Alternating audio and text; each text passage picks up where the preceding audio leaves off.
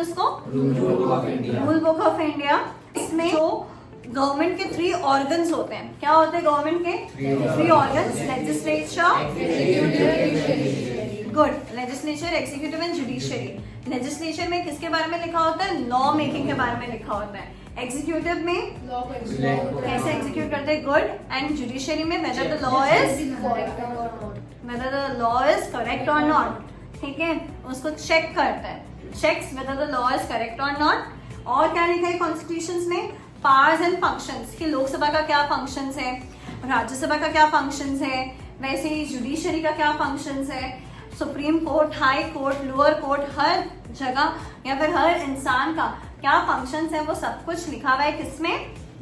Constitution में लिखा हुआ है। किसमें लिखा हुआ है? Constitution, which is also known as the rule book of India.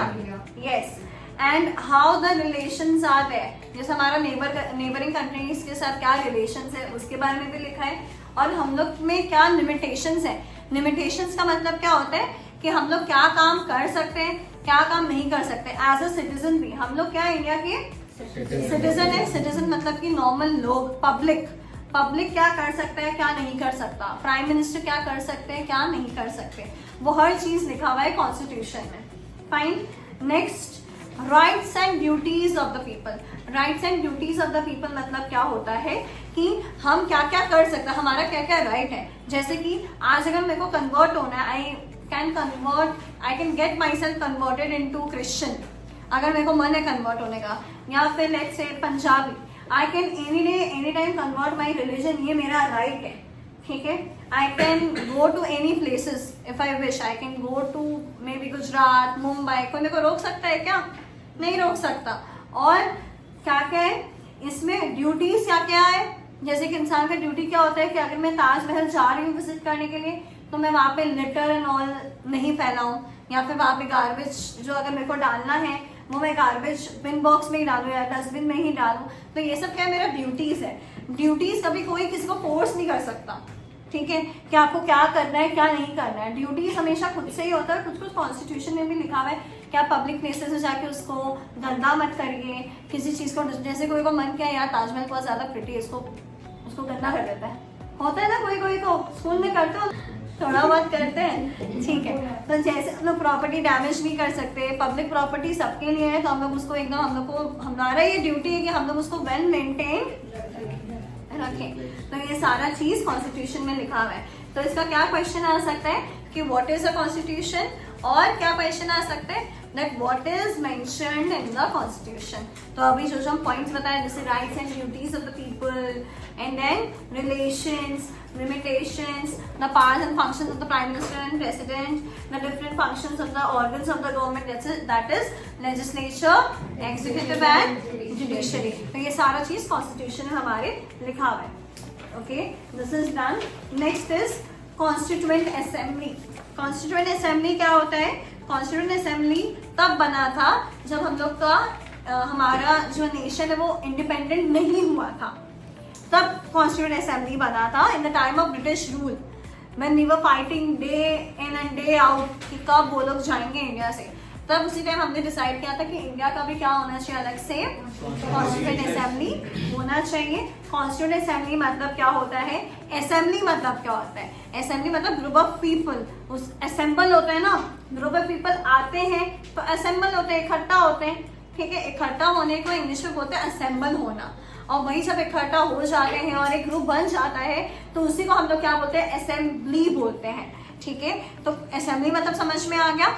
Constituent मतलब क्या होता है? Constituent comes from the word constitution. Constitution के लिए एक ग्रुप बनना, उसको हम बोलते हैं कॉन्स्टिट्यूएंट असेंबली।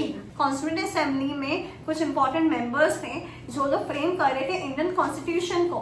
फ्रेम कर रहे थे मतलब क्या होता है कि वो लोग इंडियन कॉन्स्टिट्यूशन को तब लिख रहे थे। And don't forget this point कि इंडियन कॉन्स्टिट्यूशन एक ऐसा कॉन्स्टिट्यूशन है which is the hand written constitution, and it is also the longest constitution in the whole world। longest constitution में हर चीज के बारे में precisely, appropriately, concisely हर चीज लिखा हुआ है कि क्या, किसका, कब, कैसे, क्या होना चाहिए, हर चीज अच्छे से लिखा हुआ है। और पता है कि उस टाइम पे जब कॉन्स्टिट्यूशन बना था तो उसका जो लिखा था वो तब टाइम अलग था, सोसाइटी अलग था, लोगों का माइंडसेट, व्यूज पॉइंट सब कुछ अलग था। लेकिन जैसे जैसे टाइम बीतता है वैसे सोसाइटी भी चेंज होता है, और सोसाइटी के चेंज होने के साथ साथ जो रूल्स है उसमें भी कभी कभी कोई चेंजेस आ जाते हैं। तो जो उस टाइम पे जो रूल्स लिखा हुआ है वो जरूरी नहीं कि आज भी हम लोग फॉलो कर पाए, तो उसी रूल्स में हम लोग चेंजेस लाते हैं। तो चेंजेस को हम लोग क्या बोलते हैं पता है कोई को? कॉन्स्टिट्यूशन में जब चेंजेस लाते हैं तो क्या बोलते हैं? वेरी गुड, अमेंडमेंट्स बोलते हैं। कौन आंसर दिया? Divyanshi, very good. तो कॉन्स्टिट्यूशन में जब कोई भी लॉ चेंज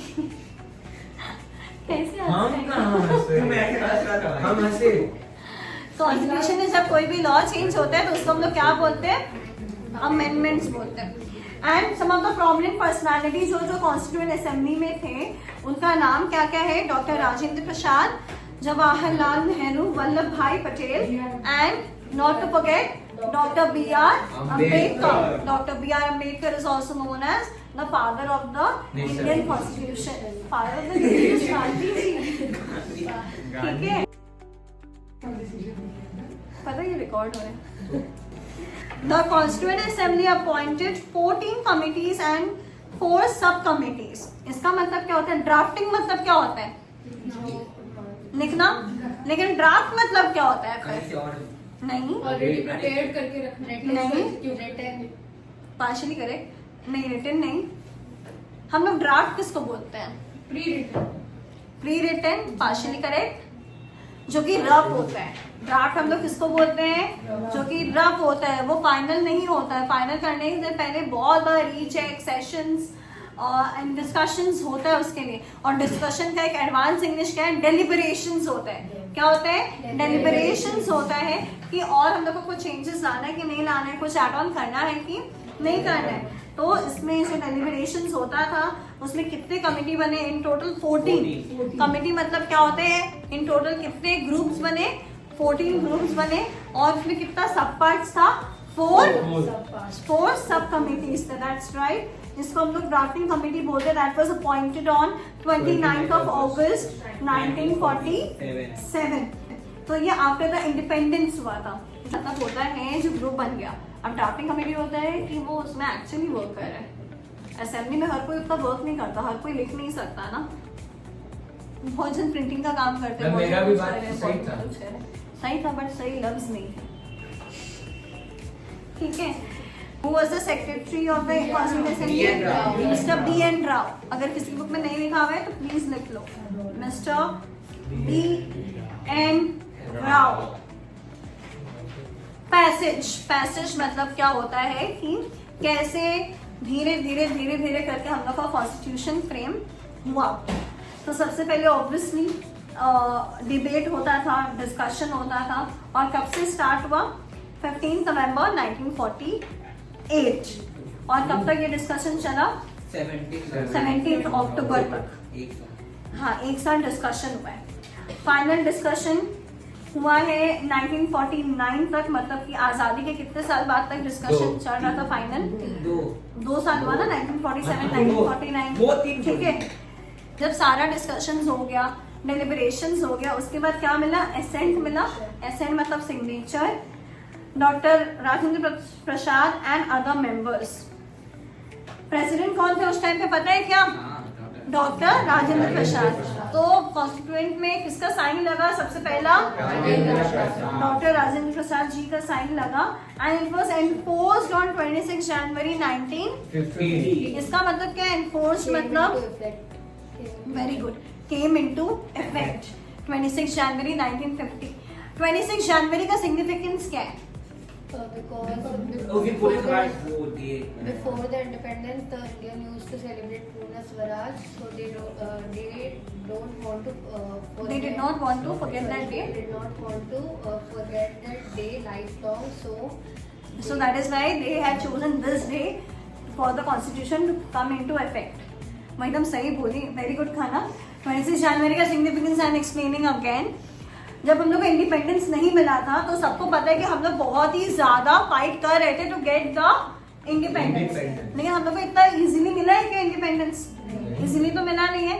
तो इजीली जब नहीं मिला तो क्या हुआ था कि हम लोग खुद से डे डिसाइड कर रहे थे कि हम लोग इस दिन इस दिन को सेलिब्रेट करेंगे as the independence day, as the Purna Swaraj day. Purna Swaraj means, Purna means complete independence day के तौर पर हम लोग उसको यूज करेंगे मतलब कि सेलिब्रेट करेंगे।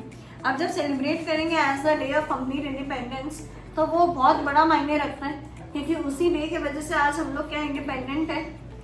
हाँ, अब जब उस डे की वजह से हम लोग इंडिपेंडेंट है, तो जब इंडिपेंडेंस सच में मिल गया, लेकिन उस डे पे तो नहीं मिला। हम लोग को कब मिला इंडिपेंडेंस? 15th ऑफ अगस्त 1947।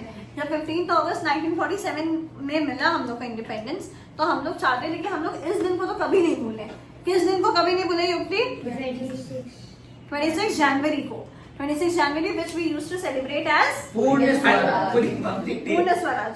हम कहाँ बोल रहे ठीक है, 26 जनवरी को हम लोग कैसे सेलिब्रेट कर रहे थे? पूर्ण स्वराज। तो उसी दिन को हम लोग रीफ्रेम करके हम लोग उस दिन को ही चूज किए कि इसी दिन हम लोग कॉन्स्टिट्यूशन को इफेक्ट में लाएंगे, और वो दिन था 26 जनवरी 1950।